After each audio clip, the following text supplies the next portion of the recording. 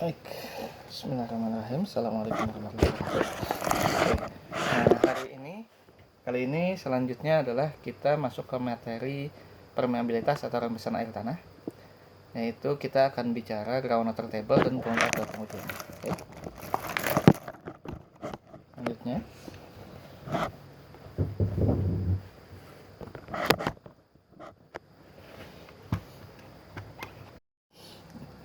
Oke, selanjutnya yang pertama di bab permeabilitas adalah air tanah. Jadi seperti kita tahu, di dalam tanah itu ada air. Makanya kadang-kadang kan kalau kita perlu air, yang kita bikin adalah sumur bor.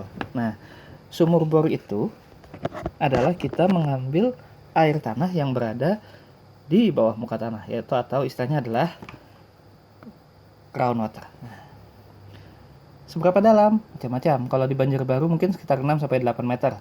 Nah, yang kita tembus kalau kita bikin sumur bor adalah lapisan aquifer, yaitu lapisan tembus air di dalam tanah di mana air tanah dapat mengalir di situ.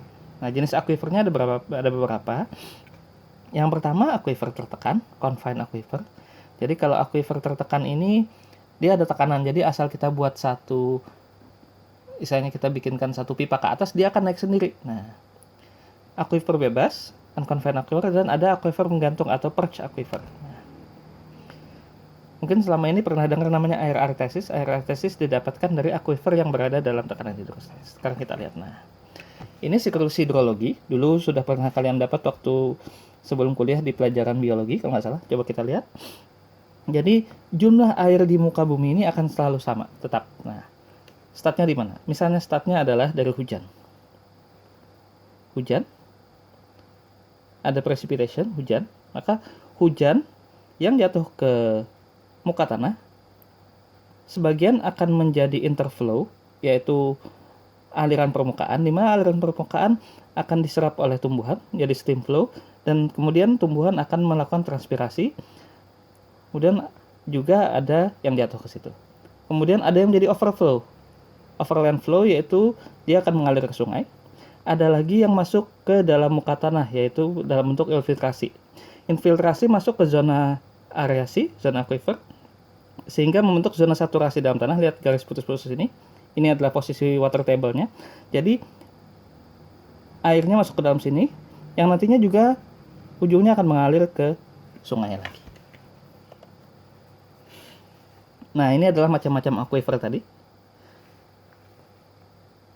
Biasanya koneksinya ke atas, air pegunungan, kalau istilahnya iklannya aqua. Ada water table di sini, dia akan terus ke sini. Nah, ini yang dimanfaatkan. Flowing artesis well, ini sumur bor yang biasa kita bikin. Jadi yang kita bikin adalah kalau sumur bor tak di situ, kita pompa dia keluar. Tapi sebenarnya koneksinya panjang di bawah. Nah, kenapa bisa naik dia?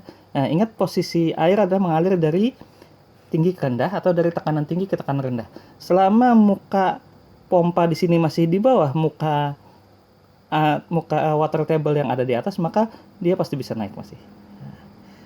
Dan ini kenapa? Karena tekanannya muncul dari perbedaan beda tinggi. Nah, ini adalah macam-macam aquifer. Aquifer tertekan, confined aquifer di sini. Ada water table. Nah, di sini jadi dia karena ada beda tinggi di sini, dia ada tekanan, sehingga kalau kita buat sumur di sini atau di sini, selama dia mukanya masih berada di bawah muka water table, dia akan naik terus. Yang kedua adalah confined aquifer. Confined aquifer di sini ada water table. Dalam hal ini biasanya kalau menaikkan mungkin perlu pompa atau apa karena tidak ada tekanan. Dia flat di sini. Ada lagi perch aquifer menggantung atau ya seperti di sini ada ada namanya mata air atau apa-apa. Nah, di sini. Ini muka air tanahnya, penghalang air tanah. Biasanya di bawahnya lapisan aquifer adalah batuan kedap air. Nah, ini berkaitan dengan hukum Darcy. Kaitannya nanti ke mata kuliah hidrolika, di mana kita bicara kecepatan air mengalir dalam tanah jenuh adalah V sama dengan K kali I. K adalah koefisien rembesan dan I adalah gradien hidrolis. Gradien hidrolis artinya adalah beda tinggi. Volume air mengalir per satuan waktu atau debitnya adalah Q sama dengan V kali A, dengan A adalah luas menampak. Sehingga volume air yang mengalir adalah Q besar sama dengan Q kecil kali T, di mana Q kecil adalah V kali A, sehingga Q besar menjadi V kali A kali T. dan V adalah K kali I, sehingga debit yang bukan debit, volume air yang mengalir dalam waktu tertentu Q besar adalah K kali I kali A kali T, yaitu koefisien rembesan dikali gradien hidrolis dikali luas penampang dikali waktu. Gradien hidrolis sendiri apa? Gradien hidrolis adalah selisih total head antara dua titik yang ditinjau dibagi delta L-nya. Oke. I sama dengan delta H kali delta L. Jadi misalnya di rumah, gampangnya gini. Misalnya di rumah kita punya tandon. Tandon kita taruh di loteng di lantai 2, tingginya anggap aja mungkin sekitar 7 meter. Kemudian keran kamar mandi kita di bawah itu tingginya setengah meter. Jadi delta H-nya adalah 7 dikurangi setengah jadi 6,5. Delta L-nya adalah jarak dari titik tandon ke keran. Misalnya tadi anggap aja ada 7 meter, jadi 6,5 per 7, itulah I gradien hidrolisnya di situ. Nah, ini hukum Bernoulli. Total head sama dengan pressure head ditambah velocity head dikali elevation head. Ini saya akan menjelaskan sekilas saja karena nanti akan lebih detail di mata kuliah hidrolika.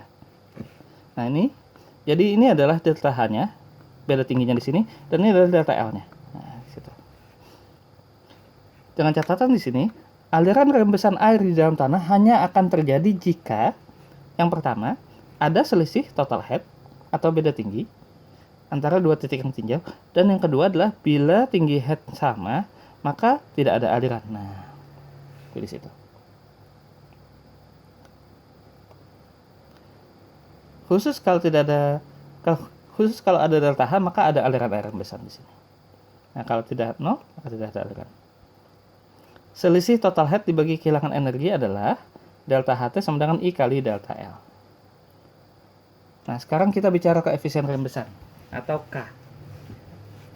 Kenapa? Karena tadi volume air yang mengalir adalah K kali I kali A kali T. I adalah gradien hidrolis, bisa kita hitung, delta H per delta L. A itu luas penampang, tinggal pipa yang kita gunakan berapa luasnya itu aja. T adalah waktu, berapa lama kita buka alirannya. Nah, yang jadi masalah sekarang adalah K, koefisien rembesan. Untuk nilai K sendiri bisa ditentukan di laboratorium, bisa di lapangan. Ingat, tugas saya minggu ini adalah perbedaan constant head dan falling head. Nah, penentuan harga K di laboratorium bisa dengan constant head, bisa dengan falling head.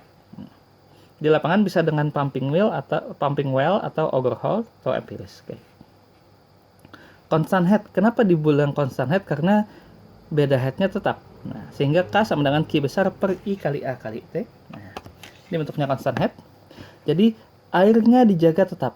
Constant head biasa digunakan untuk tanah-tanah berbutir, pasir, batu pecah, LPA, LPB yang kemarin saya dan Pak Ustaz perhatikan, itu menggunakan constant head. Nah, jadi di sini sampel tanah ditaruh di sini, diberi beban, kemudian ada air yang mengalir di sini dan dijaga konstan. Jadi aliran di sini dan di sini itu konstan. Nah, falling head itu biasa untuk tanah-tanah halus, lanau, lempung dengan falling head. Dibilang falling head karena tinggi jatuhnya jatuh, jadi nggak konstan, lama-lama akan turun. Beda headnya makin mengecil dengan bertambahnya waktu, dengan harga I semakin kecil. Nah, asumsinya adalah volume air yang hilang dari pipa sama dengan volume air yang masuk ke sampel. Sehingga di sini K sama dengan 2,303 A kali L per A kali T log H1 per H2. Silakan cek YouTube praktikum falling head Unlam. Di situ akan lebih jelas. Oke. Ini bentuknya falling head di situ. Kalau di lapangan bisa menggunakan pumping well, bisa menggunakan confined aquifer. Oke.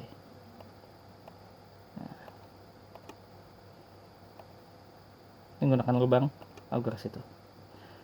Penentuan atau bisa juga kita menggunakan persamaan. Persamaannya dari apa? Berdasarkan dari analisa saring. Untuk pasir uniform graded, K sama dengan C konstanta kali D10 kuadrat, di mana D10, ingat D10 adalah datang dari analisa saring.